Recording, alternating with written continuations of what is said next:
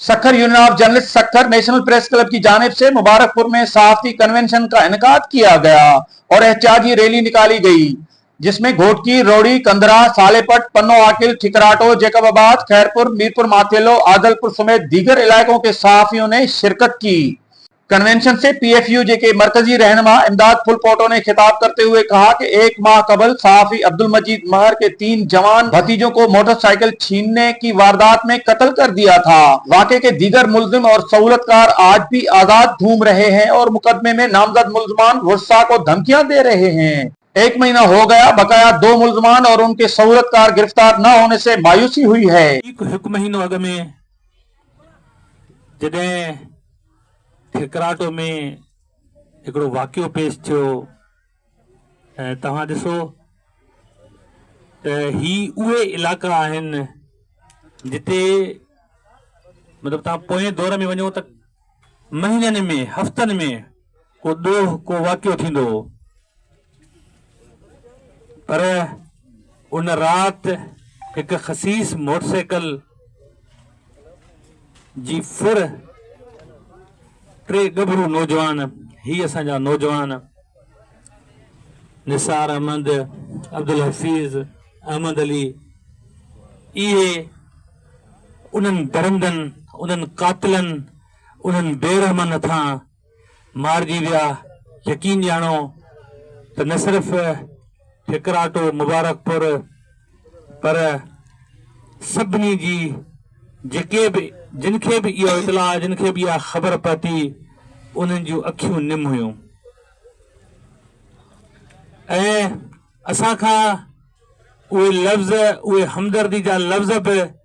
ज़बान मां न पिया निकिरनि त असां अब्दुल मजीद महर सां कहिड़े तरीक़े सां ॻाल्हायूं, छो त हुन मथां हिकिड़ो पहाड़ किरियल हुयो ऐं असां पाण सभु सख़्ती में वरितल हुआसीं। पर सलामा, मुबारकपुर, ठिकराटो ऐं पसगिरदाई जे उन्हनि जवाननि खे, उन्हनि गैरतमंदनि खे जेके सॼी राति सिज लहण खां सिज उभरण ताईं सॼी राति उन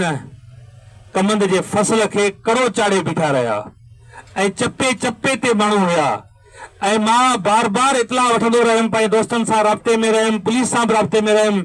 ऐं उहे दोस्त ॿुधाईंदा रहिया त कंहिंजे बि निकिरण जा के बि चांस न आहिनि। ऐं ईअं ई जीअं ताजरंद ॻाल्हि कई त हितां जे माण्हुनि मुर्सीअ सां पाण मल्हायो ऐं वाकई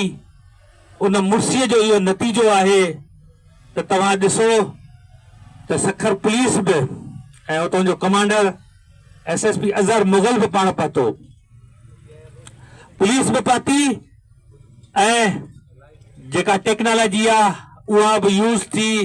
इस्तेमालु कई ऐं उन खां पोइ पुलिस मुक़ाबले में उहे कातिल, उहे रहज़न, जिन असांजा बच्चा कुठा, जिन गभरू नौजवाननि खे शहीद कयो, उहे पाण बि जहन्नम रसीद थिया। कन्वेंशन में सहाफियों ने खिताब करते हुए कहा कि शहीद के वुरसा ने एसएसपी सखर को तमाम मालूमात फराहम कर दी हैं। अगर उन कातिलों के गले में पट्टा नहीं डाला गया तो सहाफी बिरादरी तहरीक शुरू करेगी और जब तक मुल्जमान को गिरफ्तार नहीं किया जाएगा हमारी तहरीक जारी रहेगी। हम अपने किसी सहाफी भाई को तनहा नहीं छोड़ेंगे। सखर नेशनल प्रेस क्लब के सदर ताजरिन ने कहा कि अपील तो करिया ही कातिलन खे फौज गिरफ्तार कयो ऐं गॾोगॾु उन्हनि बदमाशनि खे पट्टो विझो जेके असांजे दोस्त खे, उनजी फैमिली खे बार बार धमका रहा है त जीअं हिनखे तहफ़्फ़ुज़ मिली सके। सखर यूनियन ऑफ जर्नलिस्ट के सदर रशीद रजा का कहना था कि अजय लालवानी, शान डैर, जान मोहम्मद समेत तमाम शहीद होने वाले सहाफियों के लिए सखर से इस्लामाबाद तक आवाज बुलंद की है। मैं आपको ये बताता चलूं कि आए तो हम यहाँ पर मजीद महर के भतीजों के, शहीद होने वाले जो भतीजे हैं उनके लिए आवाज उठाने के लिए, मगर दर हकीकत ये पूरे ठिकराटो और पूरे इलाके मकीनों के लिए आवाज उठाने के लिए यहाँ पर आए हैं। अगर वो समझते हैं कि अजय लालवानी को शहीद करने के बाद, मजीद महर के भतीजों को शहीद करने के बाद सच की आवाज को दबा दिया जाएगा तो वो नाअहल हैं, जाहिल हैं। वो ये नहीं समझते कि इस तरह के जो हरकतें उनके करने से आवाज और मजीद बुलंद होगी। घोटकी यूनियन ऑफ जर्नलिस्ट के सदर लतीफ लगारी ने कहा कि जान मोहम्मद माहर हुजे, नसरुल्ला गडाणी हुजे, अजय लालवाणी हुजे,